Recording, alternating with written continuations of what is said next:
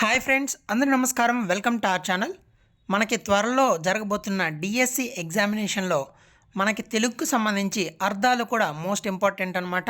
So 2 నుంచి 3 బిట్లు వచ్చే అవకాశం ఉంది. కాబట్టి ఈ వీడియోలో మనం 9th క్లాస్ తెలుగుకు సంబంధించి మొత్తం బుక్ చివరి ఉన్నటువంటి అర్థాలన్నీ కూడా తెలుసుకోబోతున్నాం. సో వీడియోని చివరి వరకు చూడండి. ఈ వీడియో అనేది మీకు తప్పకుండా హెల్ప్ అవుతుంది. So let us start. మొదటిగా అంకం.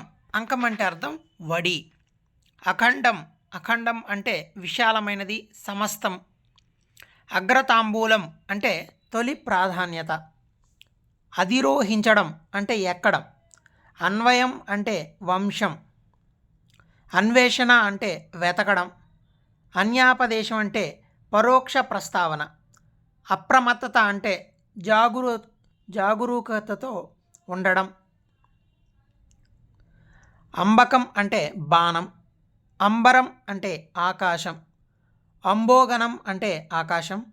అమృతం అంటే చావు లేకుండా చేసే ఒక పానీయం. ఆరాలము అంటే వంపులు తిరిగిన బాణము. అరుగు అంటే వెళ్ళు, పోవు. అర్పణ అంటే సమర్పించుకోవడం. అలరు అంటే ప్రకాశించు. అవజ్ఞ అంటే తిరస్కారము, అవమానము. అవధానం అంటే ఏకాగ్రత, కాన్సన్ట్రేషన్.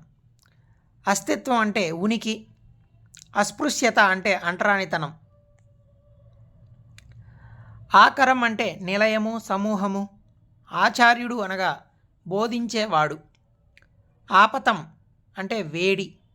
ఆత్మకథ అనగా తన గురించి తాను చెప్పుకోవడమే ఆత్మకథ. ఆదరం అంటే గౌరవం. ఆద్యాంతం అంటే మొదటి నుంచి చివరి వరకు. ఆపద అంటే కష్టము, ప్రమాదము. ఆర్ద్రత అంటే తడి, మెత్తనిది. ఆలంబన అంటే ఆధారం. అస్యం అంటే ముఖము. ఆజ్ఞ అంటే ఆదేశము, ఉత్తరువు. ఇందీవరము అంటే నల్ల కలువ.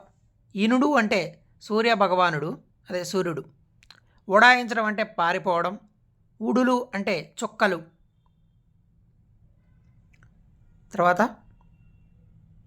ఉత్తరం అంటే జాబు. ఉత్సాహం అంటే పూనిక. ఉత్కృష్టమైనది అంటే శ్రేష్టమైనది, అంటే మంచిది అని అర్థం. ఉద్దండులు అంటే ఆరితేరిన వారు. ఉపద్రవం అంటే ప్రమాదం. ఉల్లసిల్లు అంటే ప్రకాశించు. ఊని అంటే పూని, ఆనించి. ఎరుక అంటే పరిచయం. ఎలగోలు అంటే మొట్టమొదటి. ఒరులు అంటే ఇతరులు. ఓఘము అంటే నీటి ప్రవాహం. ఔన్నత్యం అంటే గొప్పతనం. కదలి అంటే అరటి. కపటం అంటే మోసము. కరపత్రం అంటే ప్రకటన పత్రం. కాక అంటే మంచి కాక మీద ఉన్నారు అంటే వేడి. కానుక అంటే బహుమతి, తెలిసిందే.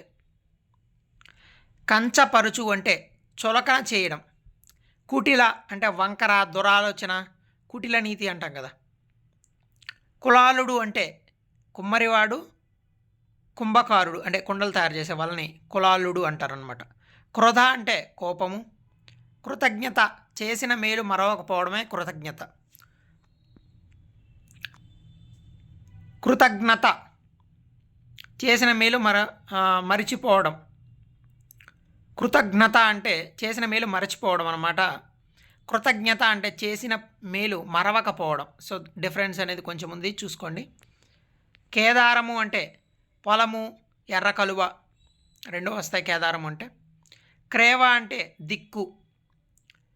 కైరవము అంటే తెల్ల కలువ. కొల్లలుగా అంటే ఎక్కువగా. కుంచితము అంటే తగ్గిపోవు, కుంచుకొని పోవడం అంట కదా. కుంచితము అంటే తగ్గిపోవడం. కుంభిని అంటే భూమి, నేల. ఖగము అంటే పక్షి. గరళం అంటే విషం. గాత్రం అంటే దేహము, అవయవం, గొంతు, ఇవన్నీ వస్తాయి. గొంబరంగా అంటే అజ్ఞాతంగా, బయటికి తెలియకుండా. తర్వాత పదం గోత్సము అంటే పర్వతము. గోష్ఠి అంటే సంభాషణం. చనుట అంటే వెల్లుట. చటుల అంటే కఠినమైన. చాకచక్యం అంటే ఒడుపు. చింత అంటే ఆలోచన. చొరకత్తులు అంటే పదునైన కత్తులు.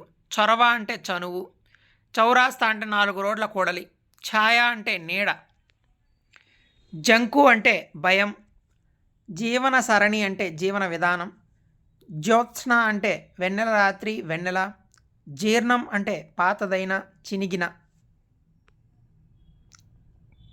టక్కరి అంటే మోసకారి, డెందెము అంటే హృదయము, తంత్రులు అంటే తీగలు, తథ్యము అంటే తప్పనిసరి,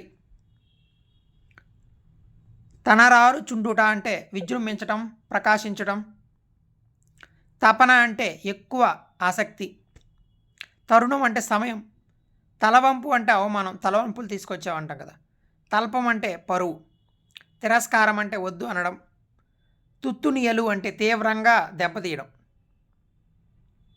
త్రుటి అంటే రెప్పపాటు కాలం, త్రుటిలో తప్పిపోయింది అంటాం కదా, దారిద్ర్యం అంటే పేదరికం, దార్శనికులు అంటే ముందు చూపు గలవారు, దివిజులు అంటే దేవతలు, దీక్ష అంటే పట్టుదల, దేహలీ దత్త దీపం అంటే వెలుగుతున్న దీపం,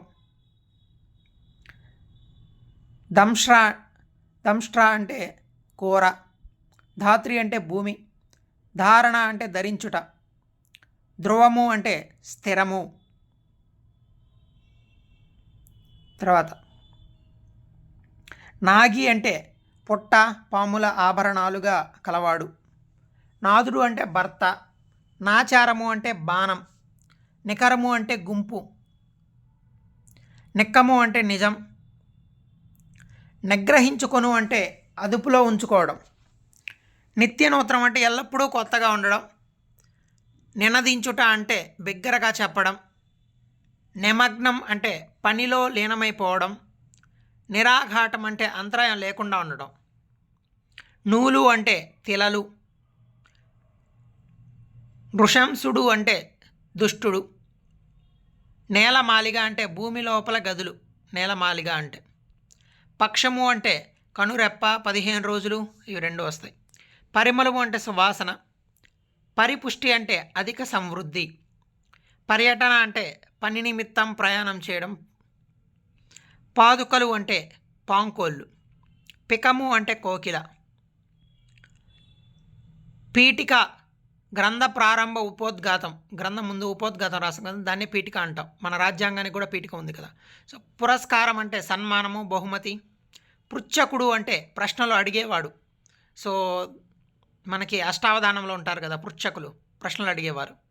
పొందిక అంటే పద్ధతి సరైన, పొలిమేర అంటే ఊరి చివర ప్రదేశం, పొలపారగా అంటే ప్రకాశించు అతిశయించు, పోరు అంటే యుద్ధం, పౌత్రుడు అంటే మనవడు, ప్రత్యర్థులు అంటే ప్రతివాదులు, ప్రళయం అంటే సృష్టి నాశనం, ప్రవర్ధిల్లు అంటే వికసించు అభివృద్ధి చెందు, ప్రస్థానం అంటే ప్రయాణం, ప్రాచుర్యం అంటే గొప్ప పేరు పొందడం, ప్రాప్యం అంటే పొందదగినది, ప్రీతి అంటే ఇష్టము, ప్రేక్షకులు అంటే చూసేవారు, ఫలం అంటే పండు ఫలితం, బాహువులు అంటే చేతులు. తర్వాత మచ్చు తునక అంటే ఉదాహరణ ఎగ్జాంపుల్ కంటాం కదా, మనోజ్ఞ అంటే అందమైన, మరాలము అంటే హంస, మక్షిక అంటే ఈగ, మానసము అంటే మనసు, మున్నుడి అంటే ముందు మాట, ముఖాముఖి అంటే ఎదురెదురుగా, మురిపంగా అంటే ప్రేమగా, మూర్ఖుడు అంటే అవివేకి, మ్యూజియం వస్తువులు ప్రదర్శించే చోటు, మృణాలము అంటే తామర పువ్వు, మైత్రి అంటే స్నేహం, మృక్కడి అంటే దుర్మార్గుడు, మంజుల అంటే అందమైన, యతి అంటే సన్యాసి, యథాలాపం ఏ ఉద్దేశం లేకుండా, యుగ సంధి అంటే 2 యుగాల మధ్య సమయాన్నే మనం యుగ సంధి అంటాం అన్నమాట. యోష అంటే స్త్రీ, రజోత్సవం సిల్వర్ జూబ్లీ అంటాం కదా, 24 years 25 సంవత్సరాలు నిండిన సందర్భంగా చేసే ఉత్సవం రజోత్సవం. రజితం అంటే వెండి. తర్వాత రణక్షేత్రం అంటే యుద్ధభూమి, రెత్త అంటే అపవాదు అపనింద చెడ్డ పేరు, రోత అంటే అసహ్యం, రంపటిల్లు అంటే విజృంభించడం, లయము అంటే నాశనం, లాస్యము అంటే నృత్యము, లేశం అంటే అత్యల్పం, లంబితము అంటే వ్రేలాడేది, వ్యధ అంటే బాధ, వాక్కు అంటే మాట, వామపాదం అంటే ఎడమకాలు, వాత్సల్యం అంటే ప్రేమ, వాహిని అంటే నది, వికలం అంటే బాధ కలత, విగత దేహాలు అంటే ప్రాణం లేని శరీరాలు, విభుడు అంటే ప్రభువు, తర్వాత విముక్త అంటే విడువబడినది, విరివి అంటే ఎక్కువగా, విలాసము అంటే వైభోగము, వివేకం అంటే తెలివి, విశ్రుత అంటే ఎక్కువ, విహగము అంటే పక్షి, వీణులు అంటే చెవులు, వీణుల విందు అంటాం కదా, వంచన అంటే మోసం, శరము అంటే బాణము, శక్రుడు అంటే ఇంద్రుడు, శఫరి తీర్థం అంటే ఎగిరిపడే చేపలున్న సరస్సునే శఫరి తీర్థం అంటామన్నమాట, శారిక అంటే గోరువంక, శిథిలం అంటే ఛిద్రమైన, శ్రేయస్కరం అంటే ఉపయోగం, శ్రోతలు అంటే వినేవాళ్ళు, సకులు అంటే స్నేహితులు, సఖ్యం అంటే స్నేహం, సజ్జనులు అంటే మంచివారు, సమాగమం అంటే సమావేశం, సమూపహారము అంటే ఫలితం, సస్యము అంటే పంట, సహస్రాంశం అంటే వెయ్యో వంతు, సారస్వతం అంటే వాంగ్మయం, సారమతి అంటే న్యాయమైన బుద్ధి కలవాడు, సారథి అంటే నడిపేవాడు, స్థిరం అంటే శాశ్వతం, శీరము అంటే నాగలి, సుతుడు అంటే కుమారుడు, సునృతం అంటే సత్యం, సృజనాత్మకం అంటే కొత్తగా కనుగొనడం, సౌజన్యము అంటే మంచితనం, సౌధామిని అంటే మెరుపు, సౌరు అంటే అందము, సంసవం అంటే పొగడ్త, స్థగీతం అంటే స్థిరంగా ఉండడం, స్థండిల శయ్య అంటే పడుకునే మంచం, హతి అంటే దెబ్బ, హర్షం అంటే సంతోషం. సో ఈ వీడియోలో ఇంతవరకే ఫ్రెండ్స్. సో మీకు నెక్స్ట్ 9th క్లాస్ టెక్స్ట్ బుక్లో మొత్తం ఉండే పర్యాయ పదాలు కానివ్వండి, అర్థాలు కానివ్వండి, అదే గ్రామర్ పాయింట్స్ కానివ్వండి, సో అన్నిటికీ సొల్యూషన్స్ అయితే మన టెక్స్ట్ బుక్లో లేవు. సో కొన్ని మెటీరియల్స్లో కొన్ని వేరు వేరు దిక్కులు అయితే ఉన్నాయి. సో వాటికి సంబంధించి అన్ని కంపేర్ చేసి ఒక దిక్క మీకు ఆన్సర్స్తో క్లియర్గా వీడియో నేను చేయాలనుకుంటున్నాను. సో మీకు ఆ వీడియో చేయాలా వద్దనేది కూడా మీకు ఇంట్రెస్ట్ ఉంటే కామెంట్ చేయండి ఎస్ అని, ఇంట్రెస్ట్ లేకుంటే నో అని కామెంట్ చేయండి. వీడియో నచ్చితే లైక్ చేయండి, ఛానల్ని సబ్స్క్రైబ్ చేసుకోండి. So thank you so much.